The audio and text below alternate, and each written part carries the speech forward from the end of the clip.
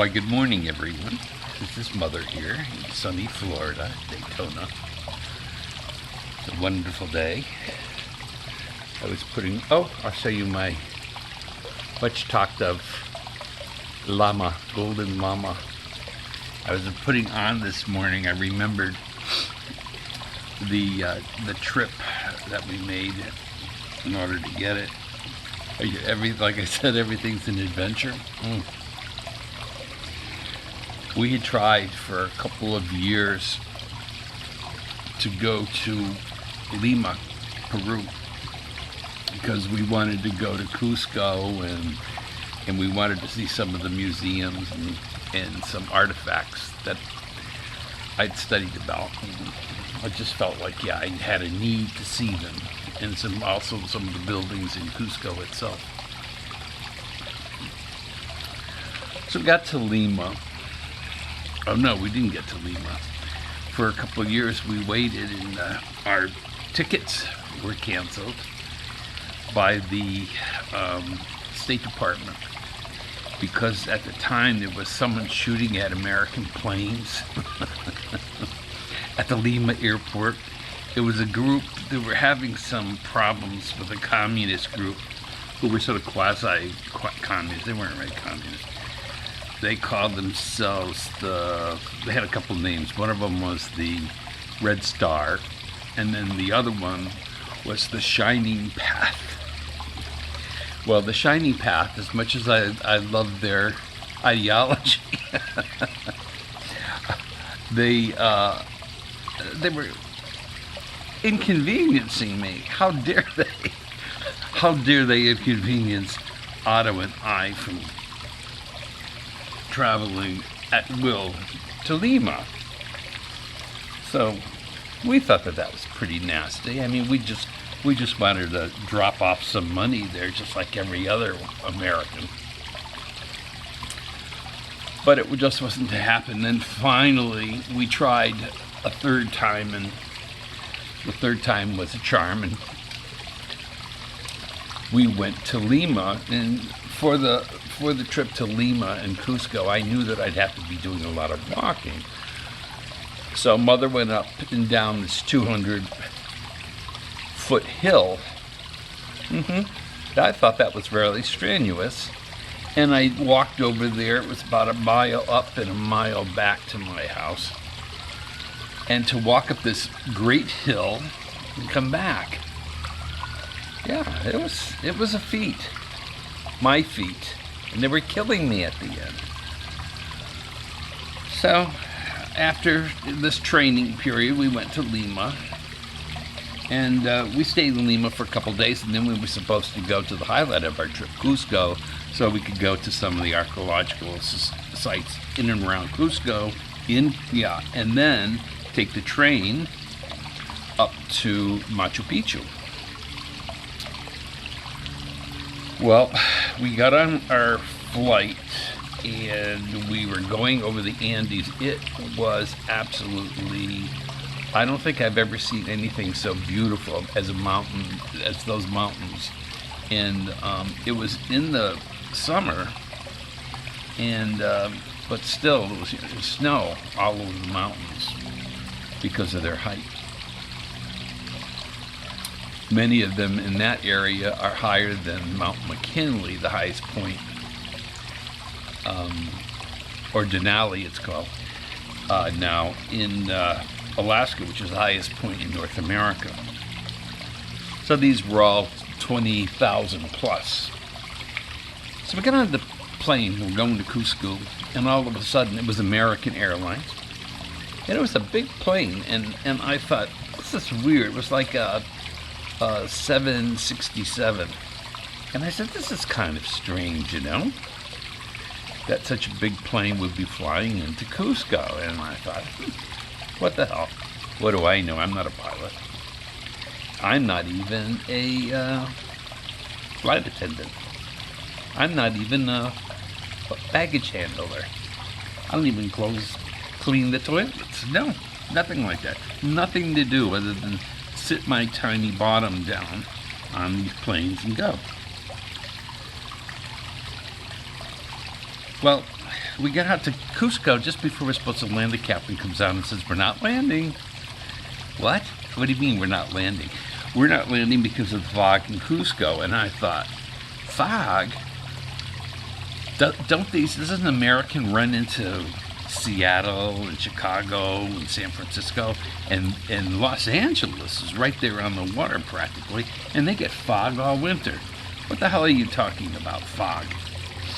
Well, they wouldn't land because, I don't know, they didn't have the right equipment down in the airport or whatever for fog.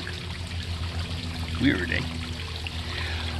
So we flew back, and American graciously paid for us to spend the night in Lima, another light night in Lima. So this time we stayed not at our hotel of choice, but one that they put us up, and it was in the diplomatic section where the diplomats live, and golf courses and everything. It's ritzy. And it was called the Los Delfines, which means the dolphins. We thought, isn't that a nice name? What a sweet name. Well, it must be nice. We'll see. And I thought of the Dolphin Hotel at Epcot and all that. I said, this is going to be swank. We got to the hotel, and we freaked out. Behind the front desk, there was a very large aquarium. I wouldn't call it a tank, I'd call it aquarium. And there were two Amazon river porpoises, dolphins, in the tank. There wasn't much room to even move for the poor things. It was terrible. And I said, this is animal abuse, don't you think? And Otto was very upset. And yeah, he said, this is terrible. Should we say something? And I said, no, because of the fact that then there was a problem, a political problem, and with the Shining Path and everything. And so we kept our mouths shut, but we really felt terrible. We had a nice room anyhow, and then we went out to look for a place to eat. And every house in about a 2-block area that we were in, that we passed on the way to find some place to eat, were homes of diplomat and wealthy Lima beans, yes, whatever.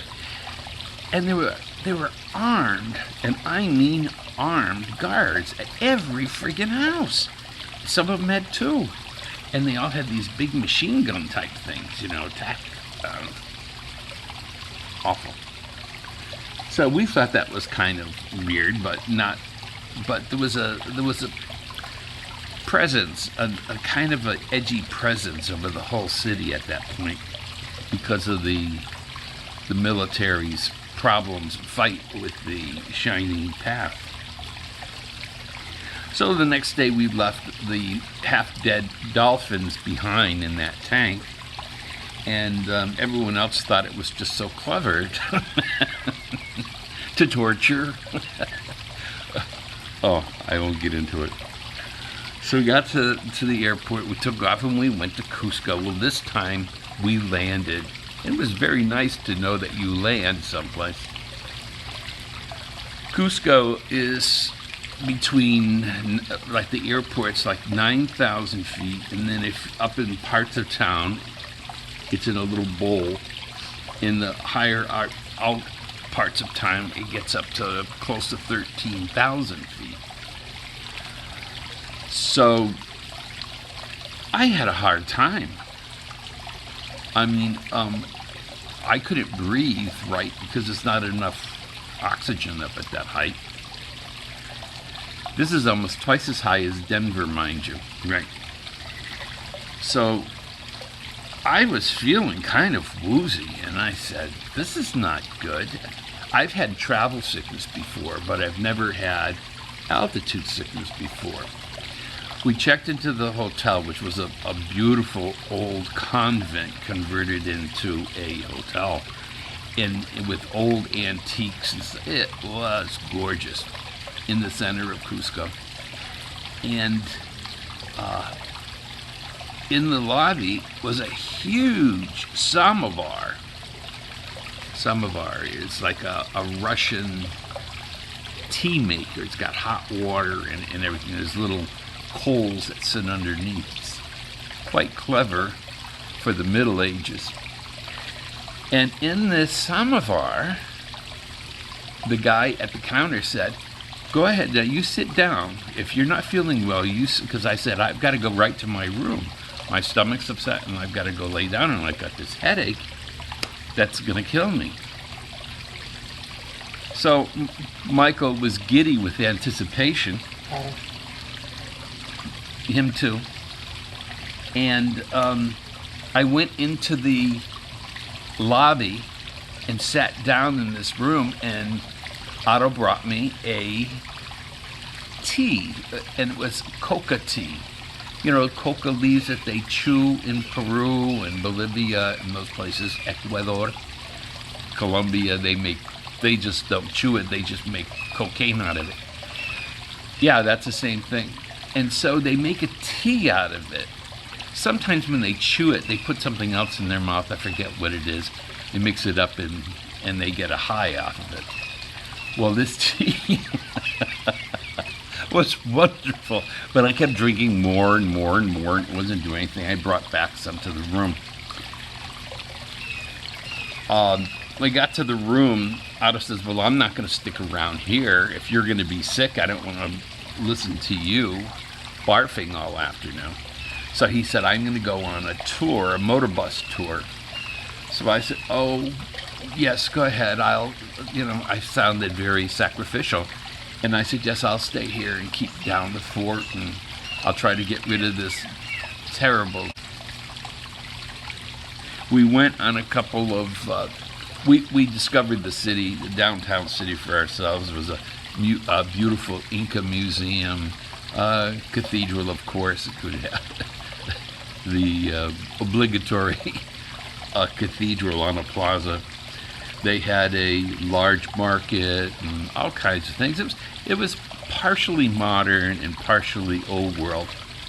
When we came out of our hotel, there was a little square with a fountain, and there were ladies sitting there with their llama spitting at them and everyone who went by. And little school children would collect there too after school so their parents could pick them up and bring them home. So every time we left the hotel, we'd see these ladies sitting there. So we finally went over and said, "Can we have a picture?" She said, "Oh yeah, you can have a picture, and it's going to cost you." Oh, I said, "Fine with me. These people got to make money somehow."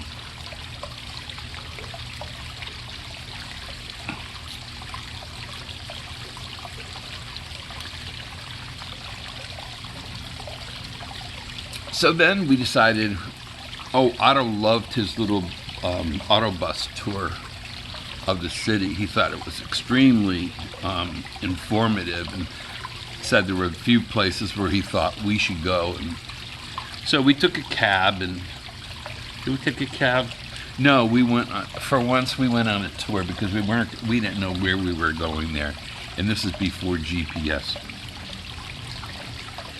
So we went in a minibus, and the guy took us up, and first of all we went to this huge Inca fort, if you want to call it a fort. Humongous boulders that were cut down, and they all fit perfectly, and they made this huge wall, and they did all their walls like this, and they would just fit together perfectly, so you didn't need any cement. Can you imagine that? And they were impermeable. Amazing. And we went there, and that's up at 12,000 feet now. So of course you take 3 steps, and if you don't have a rented oxygen tank, you take 3 steps and you stand there and say, "Oh, how beautiful," which gives you just enough time. You don't want to say it because you'll lose your breath. So you think to yourself, "Oh, how beautiful," and walk 3 more steps. All of that training didn't do very much for me, I'll tell you.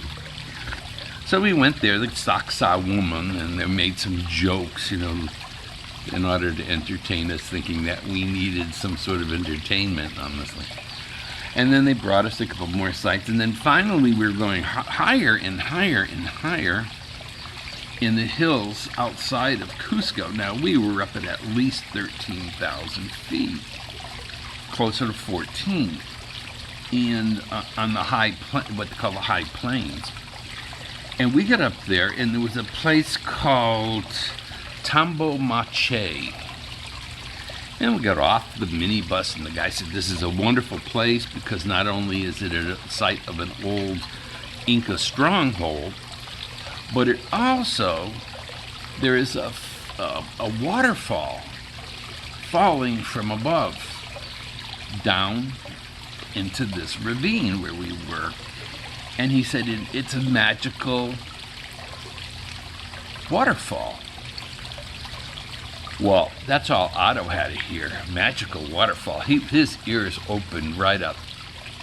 She's such a fairy. So, but there's that. So what happened is, the guy said, if you drink of these waters of Tambo Che, your hair will be restored if you are going bald. Well, he had a story, that was his story, with Otto's name written all over it, because he looked at Otto, and who is very self-conscious about, he's very vain, very self-conscious about losing her hair. So her hair was bald on the top, and she had some at the time around the sides, and just enough to be irritating. And so he looked at me, and I said, no, no, no, no, no, don't do it. And I thought to myself, you know, there are little llamas and up there making poopies and peepees, and all of that is mixing with this water, and some Peruvians are doing the same thing, and it's all coming down. No, you don't want to do it. You don't know what you're getting in that water up here in the mountains. It's just not smart. Well, with that, of course, Otto has to ignore whatever I say. Whatever I said that's has a lot of common sense to it, or knowledge, from my great wealth of knowledge, mind you. He ignores, just to be a bitch. So she went up there, extended her bottom lip like this, and looked up and sucked in this water with this big shit-eating grin on his face. And I thought, you dumb shit, because he's been sick before eating things on trips. He's very famous being sick in Mexico. Well, that went very well. He didn't get sick. We were fine. We, in a day or two, we jumped on a train that took us up further into the mountains, up to, it was quite a long train trip. I forget how long. But we got up there, and then we had to take a bus to the top of the mountain where Machu Picchu is.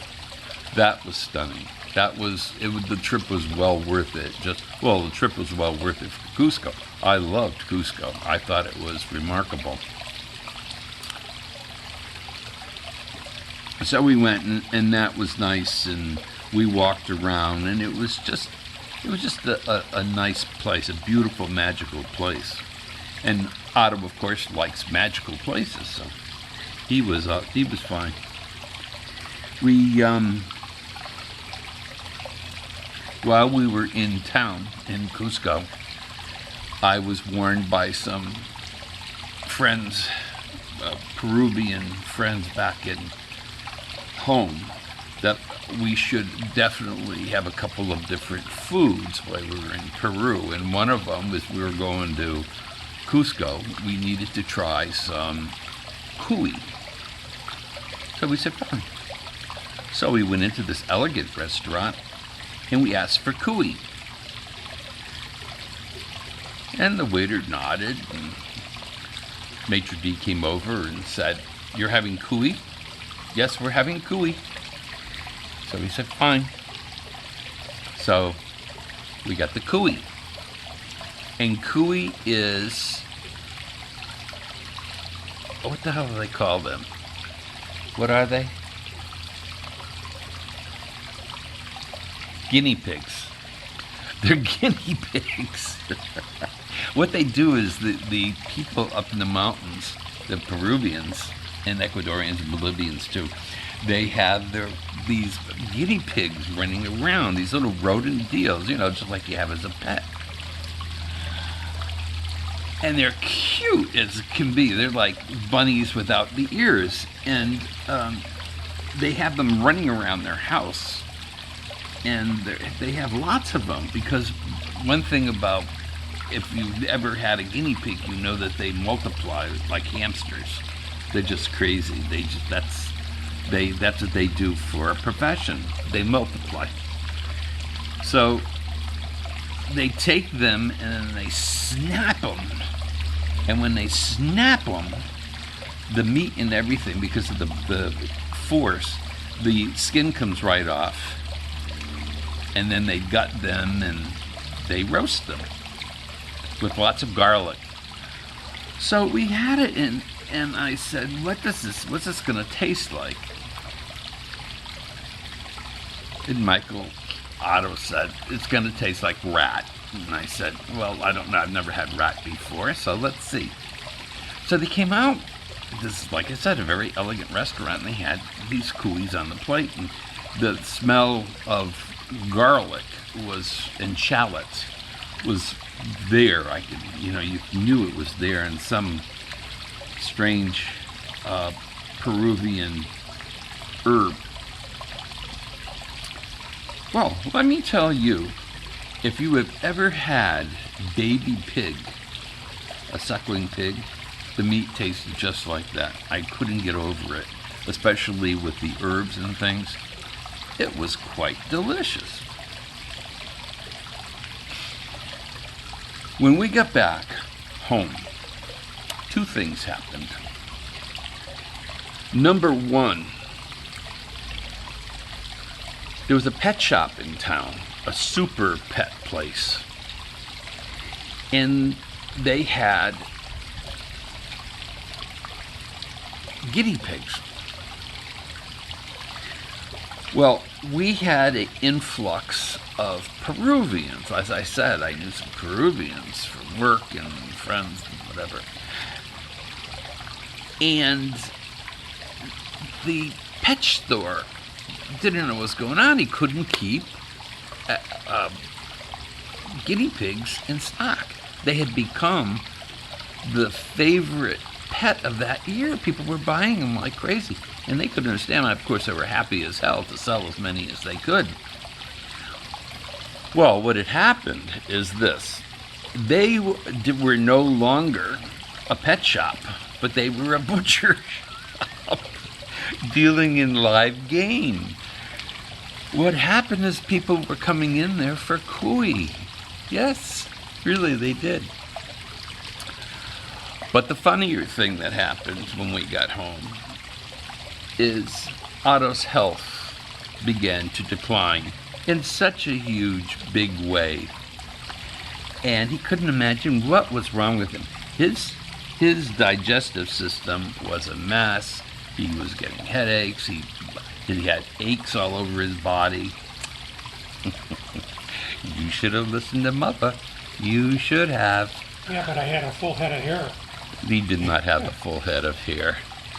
He's more bald than ever. So we went to the doctor, and they did some samples on him and stuff. Come to find out, sure enough, he had a parasitic infection. He had acquired some sort of water-borne parasite from the Andes. Can you believe it?